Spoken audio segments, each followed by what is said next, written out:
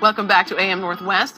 When you're having a few bad days or months at work, it can be hard to know if you're just in a rut or really if it's time to leave. Here to share the 8 signs it's time to make a move, we welcome back career strategist and professional brand expert, Dr. Parker Walsh. Always good to see you. Good to see you too. So sometimes you can tell because you're frequently sick or you call in sick, but a lot of times when you're not happy, it affects your health, doesn't it? It absolutely does. When you're not happy, it impacts your immune system. Mm-hmm. And so you find yourself, and this is more than just the Sunday doldrums or the Monday morning blues, you find yourself constantly ill or getting colds or catching the flu or just other little things that you otherwise wouldn't experience because, where your mind may be saying one thing like, no, everything is fine, your body will always tell you the truth. And so it lowers your immune system when you're really not happy. And so that's actually what impacts your ability to stay healthy. Right. And that's a clear sign that you maybe really need to rethink about where you're at and what you're doing. I was thinking when you said that, it meant that you were calling in sick all the time, but that could be it too. Right. If you're calling in sick all the time. Yeah. And you're legitimately ill. Right. Yeah. Mm-hmm. You say you're daydreaming more than you're working. Yes.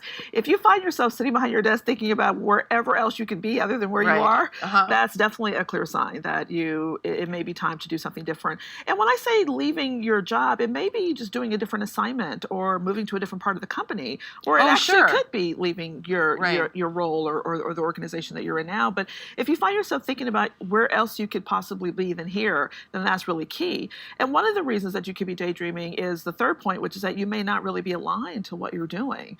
A lot of times we start a job and then all of a sudden it gets boring, or we're overqualified for it, or we've done it so many times that it just doesn't have any more excitement anymore to us. And at that point, we can either look for different projects, or we can, maybe look for different roles that we can do, or take on different tasks, or again, maybe look to see if we can move someplace else in the organization. Right. But if you can't, that is a clear sign you have to go, because you don't want to be working in some place that doesn't feel meaningful or fulfilling, or that you're not excited to do the work, or the work you can do it in your sleep. That could really cause the daydreaming when you're not really aligned in what you're doing. Well, I'm sure there are people out there who want to leave their jobs but are really afraid to. Yeah, and that's usually one of the biggest reasons people stay is the fear. They know they want to leave. They absolutely feel as if they, if they could leave in a moment or go today, they would.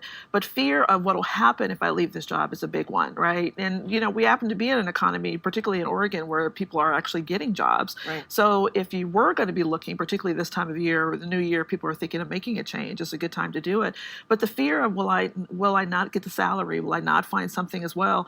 The other thing that's a legitimate fear is that if you've been someplace for a long time, you've built up seniority, and you have maybe some privileges, and now you have to start all over again. Yeah. And so the fear of like what that will look like. Working weekends when you're used to working Monday through Friday. So that's really legitimate. But I think it's best, the thing that you want to do is tackle the fear and then get yourself back out there, because you don't want to be miserable. You're out of sync with your environment. Yeah, this is a big one too. You have a toxic boss, you have toxic coworkers, or just the culture of the environment doesn't fit you anymore. It's not in line with your values, or they're starting to do things at the job that you just really don't feel good about doing anymore. And so when you're out of sync that way, that's another good sign that you want to go. Yeah, I had a friend who was really into the purpose of the job, and yet she found that in her work environment they were all about the money. Yeah. Not about the end result. Exactly. So you find that conflict. So you come in thinking that, a lot of times companies will put out their mission and vision statement that really feels close to you, but you get in there and you realize that people are cutthroat, or it is all about the money, or it's not what it cracked up to be. Right. And when there's a misalignment that way, then it's definitely time for you to go. You've lost your mojo. Yeah. This is for people who have, had a singular focus in their career. They climbed that ladder. They wanted that one job. They wanted that one position. And then they got there and thought, is this all there is? Or they no longer like the view, or it's just not all that it cracked up to be. Right. And so now they're like, now what? Right? Yeah. I've been so singularly focused to get here, and it's not really what I really wanted. And so when that's the case, it's time to kind of take a step back and maybe regroup and think about what did motivate you to go there, and what do you really want, to make a decision about whether or not it's time to readjust or just go someplace different or find a new ladder.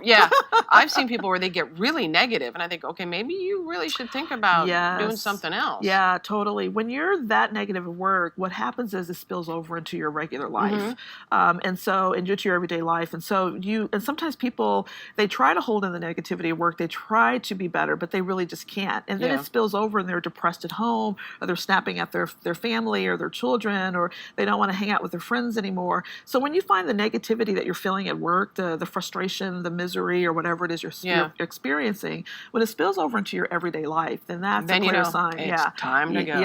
It's a clear sign. You got to go. Carol, thank you very much. Appreciate it.